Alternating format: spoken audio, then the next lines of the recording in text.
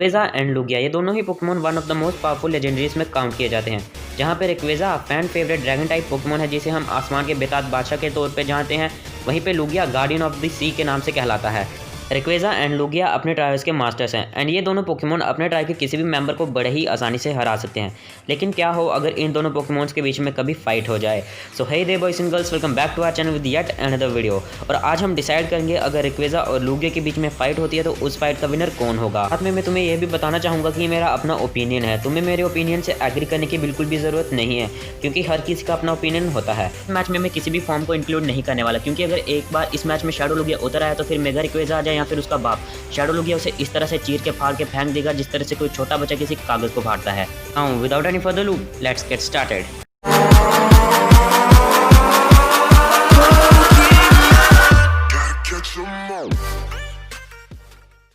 तो इस फाइट में हमारे टोटल 4 राउंड्स होने वाले हैं। Ability, move pool, history in competitive games and finally 1-on-1 match. और यहाँ पे मैं आपको बताना चाहूँगा कि हमारा जो डिसीजन होगा वो मोस्टली डिपेंड करेगा 1-on-1 मैच पे। अगर कोई पोकेमोन बाकी सारे मैचेस जीत जाता है लेकिन फाइनल में आके वो हार जाता है तो हम उसे हारा हुआ ही कंसीडर करेंगे।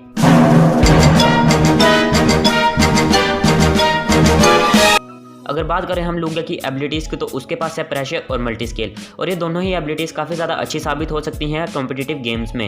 जहाँ पे प्रेशर फो का पीपी स्टोल कर सकता है वहीं पे मल्टी स्केल एबिलिटी लुगिया पे हुए किसी भी अटैक का डैमेज रिड्यूस कर देगी बाय 50%। लुगिया के बल्कि डिफेंस स्टैट्स और मल्टी स्केल एबिलिटीज़ के साथ उसे वन हिट KO करना एकदम इम्पॉसिबल था और ये अपनी टीम को बहुत ही अच्छा डिफेंस प्रोवाइड करता था। लेकिन यहाँ पे इसका सिर्फ एक ही ड्रॉबैक था, इसे अपने पार्टनर के तौर पर एक बहुत ही ज़्यादा पावरफुल पोकेमोन चाहिए था जो कि इसके अटैक करने की कमी को पूरा कर दे। और अगर बात करें हम रेक्वेजा की एबिलिटी की तो उसके पास थी एयर लॉक और ये एबिलिटी भी कॉम्पिटिटिव गेम के हिसाब से काफ़ी अच्छी थी और ये एबिलिटी किसी भी वेदर इफेक्ट को नेगेटिवेट कर देती थी, चाहे वो ड्रिजल हो, ड्रॉट हो, सैंड स्ट्रीम हो या फिर हेल हो। इसके कारण रेक्वेजा को टर्न बाय टर्न होने वाले डैमेज की चिंता बिल्कुल भी नहीं करनी पड़ती थी। इस एबिलिटी का सबसे अच्छा पॉइंट ये है कि ये दूसरी एबिलिटीज़ को फेड कर देती है। लाइक हम सब जानते हैं कि फायर टाइप मूव्स को बूस्ट करने के लिए ड्रॉट चाहिए और वाटर टाइप मूव्स को बूस्ट करने के लिए ड्रिजल, लेकिन रेक्वेजा की एबिलिटी के कारण उनके मूव्स ना ही बूस्टअप होंगे ना ही वो जल्दी कर सकते हैं। जिस तरह से सोलर बीम को यूज़ करने के लिए 2 टर्न्स लगती हैं, लेकिन अगर ड्रॉट अनेबल हो तो सोलर बीम सिर्फ एक ही टर्न में यूज़ की जा सकती है, लेकिन रेक्वेजा के सामने ऐसा बिल्कुल भी नहीं होगा। तो अगर हम फाइनली बात करें कि एबिलिटीज़ के मामले में जीतता कौन है तो स्लाइटली से डिफरेंस के कारण मेरा वोट जाएगा लुगिया को, क्योंकि लुगिया की एबिलिटी मल्टी स्केल उसे एक बहुत ही अच्छा डिफेंस प्रोवाइड करती है। उसके बल्कि डिफेंस स्टैट्स के साथ उसे नॉकआउट करना आगे ही बहुत मुश्किल था, लेकिन प्रेशर और मल्टी स्केल एबिलिटी उसे 1 मूव KO करना एकदम इम्पॉसिबल कर देती है, जहाँ पर रेक्वेजा को अभी भी 1 हिट KO किया जा सकता है। इसलिए मेरा वोट जाता है लुगिया को। तो अब लुगिया के पास हो चुके हैं 1 पॉइंट जबकि रेक्वेजा के पास है 0। अब हम बात कर लेते हैं अपने नेक्स्ट पॉइंट के बारे में जो कि है मूव पोल। अगर हम लुगिया की तो उसके पास काफी सारे पावरफुल और डेविस्टेटिंग मूव्स हैं। उसका सिग्नेचर मूव है arrow blast with base power 190 accuracy. लेकिन हम सब ये जानते हैं कि लुगिया कभी भी मूव पोल के मामले में रेक्वेजा से नहीं जीत सकता। रेक्वेजा के पास बहुत ही ज्यादा खतरनाक और डेविस्टेटिंग मूव्स हैं like outrage, sky attack, Draco meteor और रेक्वेजा का सिग्नेचर मूव ड्रैगन एसेंट जो कि एक फ्लैंग टाइप मूव है with base power 120 and accuracy 100, यानी कि ये मूव कभी भी मिस नहीं होने वाला। और मुझे नहीं लगता कि मुझे तुम्हें बिल्कुल भी ये बताने की ज़रूरत है कि इस राउंड का विनर कौन होने वाला है। तो इस राउंड का सिंपली विनर रहेगा रेक्वेजा। अब इन दोनों पोकेमोन के पास एक एक पॉइंट आ चुका है। तो अब हम बात करेंगे अपने तीसरे राउंड के बारे में जो कि है हिस्ट्री इन कॉम्पिटिटिव गेम्स। और जैसे कि मैंने तुम्हें पहले कहा लुगिया के डिफेंस स्टैट बहुत ही ज़्यादा अमेजिंग है और उसकी एबिलिटी मल्टी स्केल के कारण उसे 1 हिट KO करना एकदम इम्पॉसिबल था। जब उसके पास मल्टी स्केल एबिलिटी नहीं थी तब भी उसे नॉकआउट करना बहुत ही ज़्यादा मुश्किल था, लेकिन तब कुछ पोकेमोन थे जो उसे 1 हिट KO कर पा रहे थे। लेकिन जब इसे एक बार मल्टी स्केल एबिलिटी मिल गई तो इस पोकेमोन को द ग्रेट वॉल के नाम से जाने जाना लगा इन कॉम्पिटिटिव गेम्स, क्योंकि इस पोकेमोन को 1 हिट KO करना एकदम इम्पॉसिबल ही था और रेक्वेजा के लिए भी खुद इसे 1 हिट KO करना बहुत ज़्यादा मुश्किल था।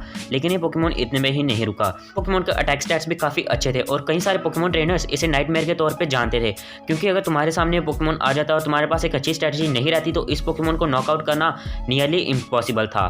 बट रेक्वेजा भी कोई छोटा मोटा बच्चा नहीं, कॉम्पिटिटिव गेम्स में उसका भी एक बहुत ही बड़ा रोल रहा है।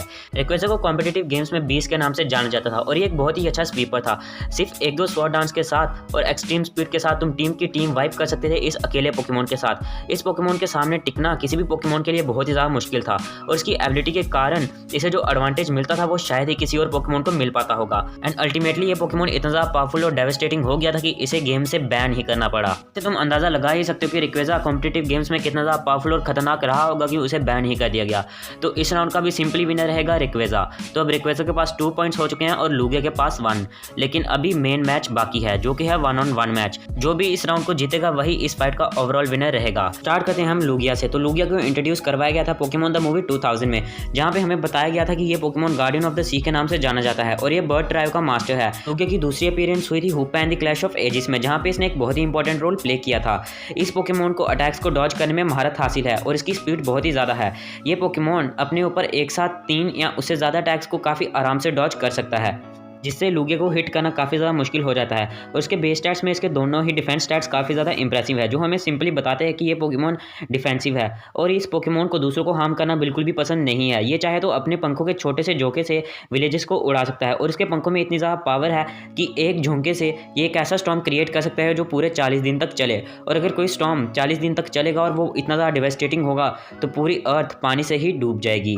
तो हम सिंपली कह सकते हैं कि ये पोकेमॉन सिर्फ 40 दिन में पूरी की पूरी अर्थ को तबाह कर सकता है। इसी वजह से लूगिया समुद्र के बीच में रहना पसंद करता है, क्योंकि किसी को भी हार्म नहीं करना चाहता। तो अब हम बात कर लेते हैं रेक्वेजा के बारे में। तो रेक्वेजा को जनरेशन 3 में इंट्रोड्यूस करवाया गया था वेदर ट्रू के मास्टर के तौर पे। इस पोकेमॉन को आसमान का बेताज बादशाह कहा जाता है। ये आसमान में ही रहता है और ये मेनली मीटियोराइट्स को खाता है।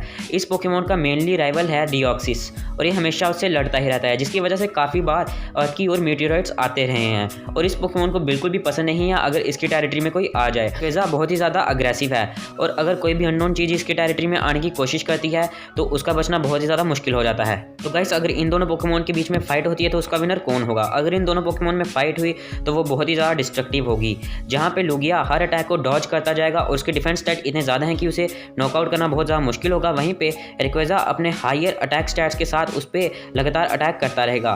लेकिन मुझे लगता है कि ये फाइट एंडलेस चलेगी और ये कभी भी ख़त्म होने को नहीं आएगी। और यार, इस फाइट का कौन विनर होगा ये मेरे लिए डिसाइड करना बहुत ही ज़्यादा मुश्किल है, क्योंकि इन दोनों के बेस स्टैट्स इक्वल हैं और ये दोनों पोकेमॉन एक दूसरे के ऑपोजिट हैं। जहाँ पे एक पोकेमॉन बहुत ही ज़्यादा पावरफुल है अपने हाई अटैक स्टैट्स के साथ, वहीं पे दूसरा पोकेमॉन अपनी स्पीड और अपने डिफेंस स्टैट्स के साथ बहुत ही ज़्यादा पावरफुल माना जाता है। तो इस फाइट का विनर कौन होगा ये डिसीजन मैं आप पे ही छोड़ता हूँ।